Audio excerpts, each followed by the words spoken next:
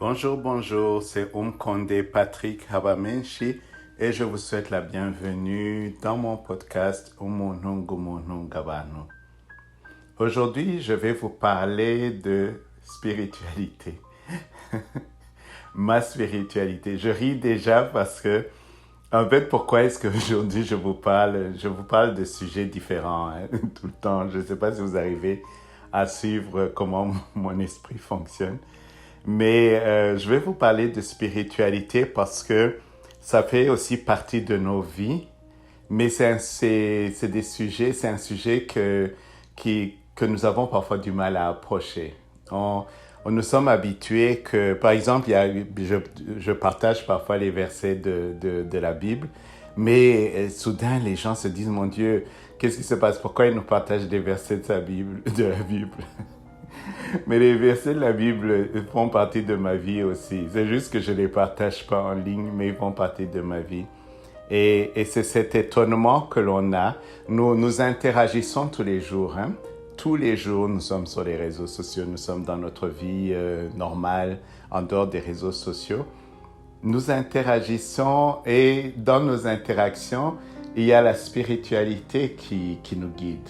Notre spiritualité nous guide. Notre spiritualité nous donne un fondement dans la manière dont nous gérons nos relations avec les autres. Dans la spiritualité est là même quand on n'en parle pas. Et quand on en parle, on ne devrait pas paniquer, se dire qu'est-ce qui se passe. Il ne faut pas paniquer. La spiritualité, la foi, tout ça c'est toujours là. En tout cas pour moi c'est toujours là, ça a toujours été là. Alors je vais vous parler un petit peu de mon parcours, mais sans aller dans beaucoup de détails. Mais je vais vous amener dans mon parcours de là où je viens et où je suis dans ma spiritualité. Et peut-être ça peut aussi être quelque chose qui est intéressant pour vous. Voilà, je suis né et j'ai grandi dans une famille catholique pratiquante. Mon père, ma mère, j'ai été élevé dans l'église catholique. Et depuis tout petit, j'ai toute ma vie religieuse, je parle maintenant de religion, toute ma vie religieuse était dans le catholicisme. J'ai fait tout le parcours, j'ai pris la première communion, enfin le baptême d'abord, mais ça je m'en rappelle pas, j'étais un bébé. Puis la première communion, et puis la confirmation. Ensuite, je suis allé au secondaire, je suis allé dans une école religieuse à Biémana, chez les maristes. Je suis entré dans la Légion de Marie. C'est une association les légionnaires de Marie, c'est une association de gens qui suivent la Vierge Marie. Donc, je suis entré dans la Légion de Marie et j'ai continué mon parcours ainsi. Il n'y a pas de grand drame, rien. Mais dans la religion elle-même. Maintenant, tout au long de ma vie, j'ai eu quand même des moments où ma foi a été vraiment mise à l'épreuve. Surtout, c'est autour de décès. De décès, j'ai eu une kyrielle de gens très proches de moi qui sont décédés assez jeunes, même en dehors de la guerre et du génocide. J'ai eu beaucoup de cas de décès. Et c'est arrivé tellement de fois et des gens tellement proches de moi que chaque fois, ça m'ébranlait dans ma foi. Ça m'ébranlait, je ne comprenais pas pourquoi, mon Dieu, pourquoi tu me prends tous ces gens-là. C'était comme ça que je voyais les choses. Je demandais à Dieu des comptes, une fois, deux fois. Et puis, après, c'est trop. Et tu ne sais plus qui demander, tu ne sais plus quel compte demander. Et il y a eu la guerre, il y a eu le génocide. Et là, ça a été même la colère totale contre Dieu. J'étais en colère, de dire, mais mon Dieu, comment tu nous abandonnes comme ça? Parfois, c'était même, pourquoi tu nous fais ça? Comme si c'est Dieu qui a fait le génocide. Et ça, la foi était là, parce que si je n'avais pas la foi, je ne poserais pas des questions à Dieu. J'arrêterais même de croire en Dieu. Mais dans les moments les plus où j'étais vraiment déchiré. J'ai continué à parler à Dieu et je lui ai demandé des comptes, j'ai fait des conversations avec lui. La foi était là, mais la foi était vraiment comme, vous voyez quand une corde va se rompre et puis il reste juste un petit fil dans la corde. La corde est presque rompue, mais elle ne se rompait pas. Il y a eu un moment en particulier dans ces décès-là qu'il y a eu autour de moi. Il y a eu un moment où une personne proche de moi, je pense que j'avais 20 ans, et s'est suicidée. Je ne vais pas aller dans les détails, c'est des détails privés, je ne vais même pas en parler. Mais là, je suis allé à l'église. Je suis allé à l'église rencontrer les prêtres et les frères qui étaient là dans cette église-là. Et on en a parlé. Et du moment que j'ai dit que la personne s'est suicidée, là, c'est comme un grand mur a été érigé. C'est un péché de se suicider. On ne peut pas faire de messe pour une personne qui s'est suicidée. Vous voyez, vous allez quelque part en vous disant, c'est un refuge, je vais aller dans le refuge, je vais parler avec des gens de Dieu. Et là, c'est un mur, c'est une condamnation de cette personne-là proche de moi. Ces religieux ont condamné son geste. Mais je leur disais, mais il faut que quelqu'un soit vraiment dans le désarroi pour en arriver là. Est-ce que c'est à nous de les condamner? Où étions-nous quand la personne était vivante et puis maintenant on est en train de lui jeter des pierres alors qu'elle a pris sa vie, que cette personne a pris sa vie? Et ça a été un moment où là, je me suis dit carrément, mais c'est quoi ça? C'est quoi mon église? Mon église qui ferme la porte à quelqu'un qui était tellement dans le désarroi que cette personne a dû prendre sa vie. J'avais 20 ans, autour de 20 ans, 21 ans. Et là, ça a été un moment où je me suis éloigné de la religion. Pas éloigné de Dieu, mais éloigné de la religion. Ce moment-là, ça n'a plus été la même chose pour moi. Autant je suis allé à l'église toute ma vie, je suis allé dans toutes les messes, j'ai prié, j'ai fait les chapelets, j'ai fait tout ce que la religion me demandait. Mais à ce moment-là, je me suis dit, mais c'est quoi alors? Qu'est-ce que nous, on a en retour? Et tout le long aussi de mon temps dans la religion, comme un catholique pratiquant, il y a toujours eu ces moments-là. J'ai toujours été une personne très curieuse. Je me pose toujours plein de questions. Depuis que je suis tout petit, j'ai plein de questions dans ma tête. Et j'ai aussi appris qu'il ne faut pas poser de questions sur certaines choses dans la religion. On a même un mot pour ça, ce sont les mystères. Les mystères. Donc les mystères, ne pose pas de questions, c'est un mystère. On ne va pas te dire la réponse. Et plus vous posez de questions, on va même dire que c'est du blasphème, que tu blasphèmes. Comment oses-tu poser des questions? On te dit que c'est les mystères de Dieu. Pourquoi tu poses des questions? C'est du blasphème. Donc ce mot aussi entre dans ton vocabulaire, de savoir qu'il y a des choses que tu ne dois pas demander. Si tu demandes, c'est un crime de le demander, c'est un blasphème. Donc ça, ça fait partie de ce parcours-là. Et puis il y a eu tout ça que je vous ai dit, il y a eu la guerre, il y a eu le génocide, il y a eu d'autres décès après le génocide. Et j'ai continué à essayer de me voir de voir ma foi à travers ma religion. Et je voyais que les deux ne vont pas ensemble. Je n'arrivais pas à les fusionner. Et ça a été un combat pendant plusieurs années. J'ai même à un moment dit, écoutez, je quitte l'église catholique, moi je vais aller, j'ai suivi les évangélistes et je me suis retrouvé dans les mouvements évangéliques. Et puis là-bas non plus, ça ne marchait pas parce que je retrouvais des choses que je n'aimais pas, que je n'avais pas aimées dans l'église catholique. Alors après, finalement, je suis revenu à l'église catholique. Mais je ne suis pas revenu à l'église catholique de la même manière que j'y avais été dans ma jeunesse, mes jeunes années. Je suis revenu à l'église catholique comme quelqu'un qui accepte que l'église ne me répondra pas à toutes les questions que j'ai. Et j'ai accepté ça. J'ai accepté que je peux appartenir à une église, mais en même temps, mes réponses, je les demande à Dieu directement.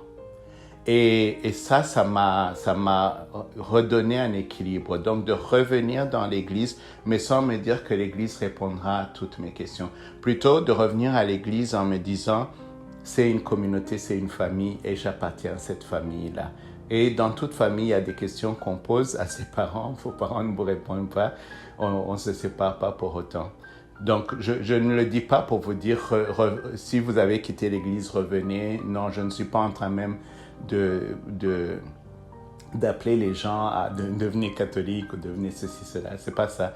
C'est plutôt pour moi. J'ai compris que ça devait être comme ça. Ça devait être que, quel que soit l'endroit où je vais aller, que je sois catholique, que je sois protestant, que je devienne musulman, que je devienne bouddhiste, j'aurai toujours les mêmes questions au fond de moi parce que les questions viennent de la personne que je suis.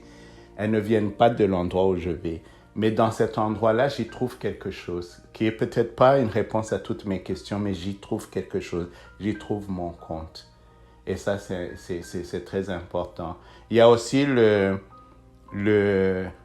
l'espace, l'endroit où je peux aller pour me recollecter, pardon, j'utilise parfois des mots qui sont peut-être en anglais, to recollect, pour méditer, etc. Ça aussi, c'est un espace qui est là, qui est un espace de calme, un espace où vous pouvez, sans être seul, être avec d'autres, mais pourtant vous êtes en train de méditer sur votre propre situation. Donc, je passe de la religion à la foi où la foi, ça a été maintenant quelque chose qui a évolué. Ça n'a plus été une foi qui se manifeste dans la colère, qui se manifeste que dans les moments où je dis à Dieu, je demande des comptes à Dieu. Mais pourquoi est-ce que ma foi devrait être juste demander des comptes à Dieu? Pourquoi ma foi ne se manifesterait pas pour aussi dire merci à Dieu? Je me suis remis en question. Je me suis dit pourquoi chaque fois quelque chose ne va pas, je vais aller vers Dieu pour me plaindre et me plaindre de Dieu. Comme s'il est responsable de toutes les choses qui ne vont pas dans ma vie. Cette évolution, ça a été aussi une évolution qui m'a permis de mieux comprendre comment moi je gère ma foi. C'est que ma foi doit être présente tout le temps, même si je ne vais pas aller l'exprimer, en parler à tout bout de champ, à tout le monde, mais ma foi est là et elle me permet d'avoir une conversation intérieure avec Dieu à tout moment.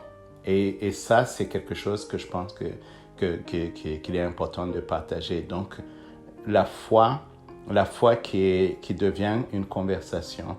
Et là, cette évolution a été aussi très bénéfique dans ma vie. C'est que après je pense que le génocide, ça a été les morts qui sont arrivés immédiatement après le génocide, ça a été les moments les plus difficiles où la corde qui me lie à Dieu a failli se casser. Ça, c'est dans l'immédiat après le génocide.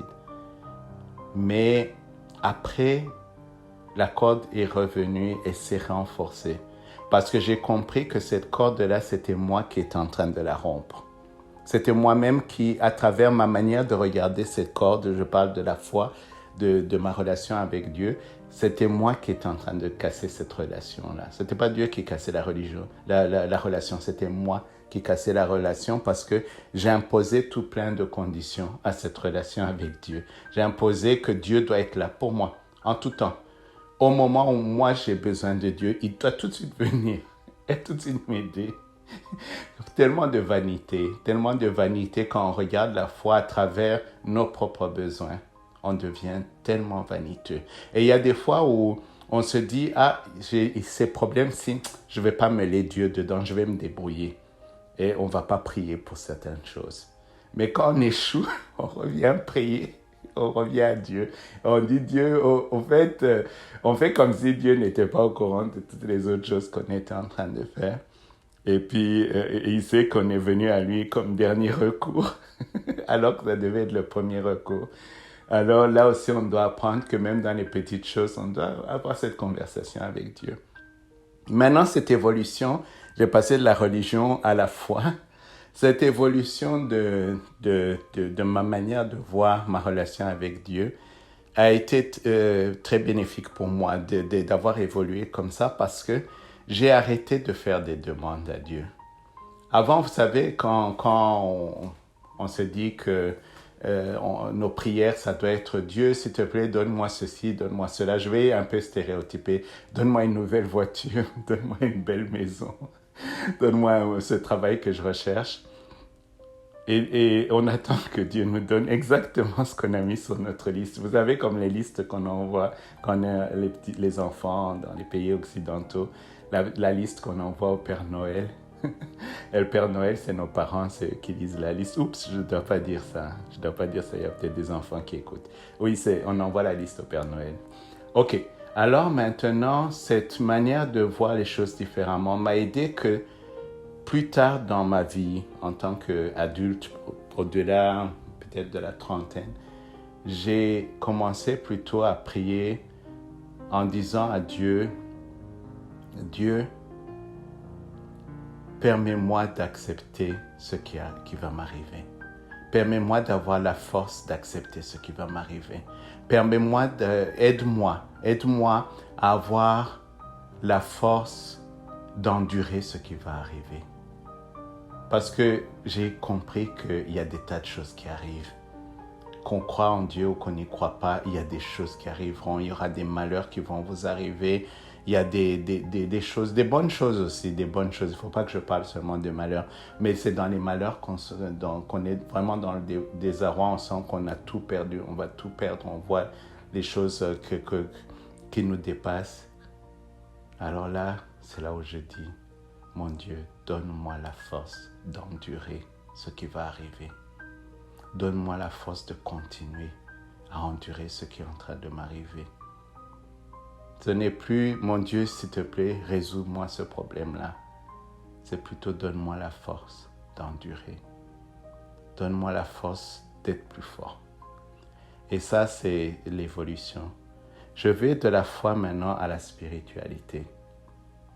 La spiritualité, quand j'utilise le mot spiritualité, c'est que je vais maintenant dans un domaine beaucoup plus vaste où je comprends et j'accepte. Et d'ailleurs, je suis très heureux que chaque personne dans le monde, ceux qui croient en un être ou des êtres suprêmes, ont cette croyance-là.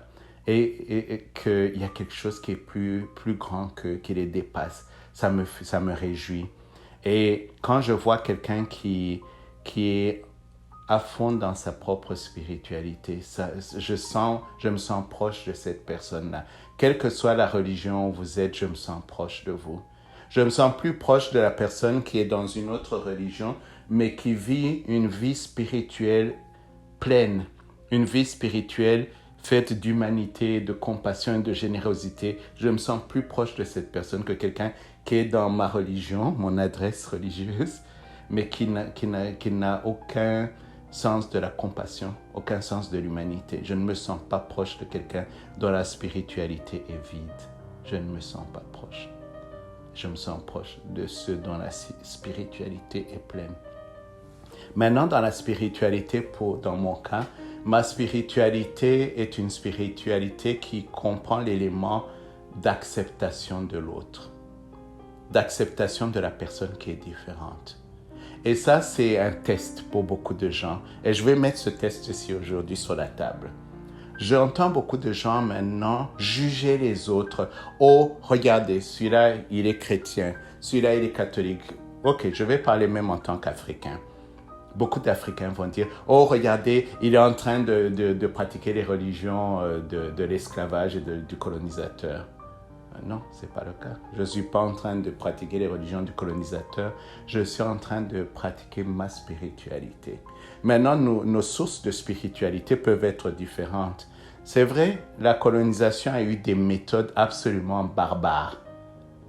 L'évangélisation a été une période odieuse de notre histoire. Mais le message qui est là, si ce message me remplit, m'apaise, me donne l'espoir dans ma vie, dois-je rejeter le message? Dois-je rejeter le message? Parce que l'histoire, la manière dont ce message m'est arrivé est absolument odieuse. Mais il y a beaucoup de messages qui sont venus dans ma vie à travers des fils barbelés, qui sont venus dans ma vie avec des matraques. Des messages qui m'ont libéré sont venus avec des matraques. Des messages qui m'ont libéré sont venus avec des coups de poing, avec des insultes, avec des gens qui me crachaient à la figure. Ces messages-là, dois-je les rejeter à cause que celui qui me les a envoyés, ces messages-là, avait d'autres intentions et avait des méthodes absolument odieuses? Je ne sais pas. Et puis, est-ce que le fait d'être chrétien doit faire que, ou d'être musulman, ou d'être dans telle ou telle autre religion, est-ce que ça veut dire que ça veut dire que de facto, cette personne qui est chrétienne a abandonné ses religions ancestrales, ses croyances ancestrales? Je ne crois pas. Pourquoi est-ce que tout ne peut pas cohabiter à l'intérieur de nous? J'ai eu la chance je retourne d'abord au Rwanda, où j'ai grandi. Au Rwanda, c'est tellement ancré en nous que tout ce qui est lié au culte des ancêtres, c'est des cultes païens, c'est du paganisme. Ça, c'est des mots que j'ai appris quand j'étais enfant. Hein. Le paganisme, ça c'est des païens. C'est des païens. Guterekera, tout ça. C'est les païens qui font ça. Et nous, on n'est pas païens. Mais je suis allé maintenant en tant qu'adulte vivre en Afrique de l'Ouest. Et j'ai vu des peuples extraordinaires. Et je ne vais pas stéréotyper. J'espère que mes amis d'Afrique de l'Ouest ne vont pas m'en vouloir. J'ai fait le Sénégal. J'ai vécu au Burkina Faso. Où il y a des gens qui sont musulmans, qui sont catholiques. Et puis ils vont chez leur marabout. Ils vont chez leur marabout parce qu'il y a des réponses que leur marabout leur donne qui ne sont pas données dans l'église, qui ne sont pas données à la mosquée. Est-ce que ça ne cohabite pas? Est-ce que les mêmes croyances ne cohabitent pas en une même personne? Il faut plutôt que nous apprenions, au lieu de passer notre temps à jeter les pierres sur les autres, c'est de comprendre le cheminement de la personne. Et une fois que nous comprenons le cheminement de la personne, et si ce cheminement a amené cette personne à cette spiritualité qui vous accepte, vous, dans sa vie, pourquoi vous jetez des pierres sur cette personne-là? Pourquoi, si dans notre monde, nous pensons que aller retourner dans ce que nos ancêtres faisaient, c'est ça qui montre que nous sommes beaucoup plus panafricains, pourquoi cette logique-là va faire que nous rejetons d'autres Africains alors qu'on veut être panafricains? Il faut que nous arrivions à évoluer pour que nous ne tombons pas dans des stéréotypes. Pour que nous ne regardions pas une personne et nous disions, cette personne-là, elle n'a pas de religion. Et puis quand la personne partage des versets de la Bible, oh mon Dieu, on est étonné. Parce qu'on avait décidé que cette personne-là ne connaît pas la Bible. Je ne sais pas. Parce que la personne n'en parle jamais publiquement.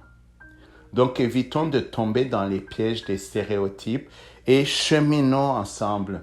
Moi, je me dis que certains cheminements qui nous prennent presque un demi-siècle pour arriver à être confortable de dire ce que je suis en train de vous dire, c'est beaucoup d'années perdues.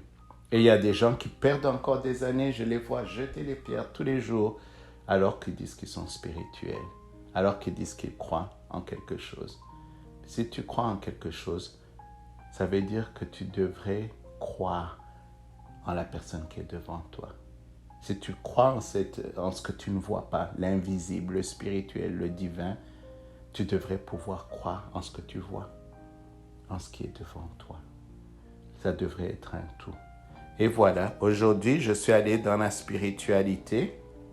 J'espère que je n'ai pas fait d'évangélisation, que je ne vous ai pas amené subrepticement à entrer dans l'église catholique.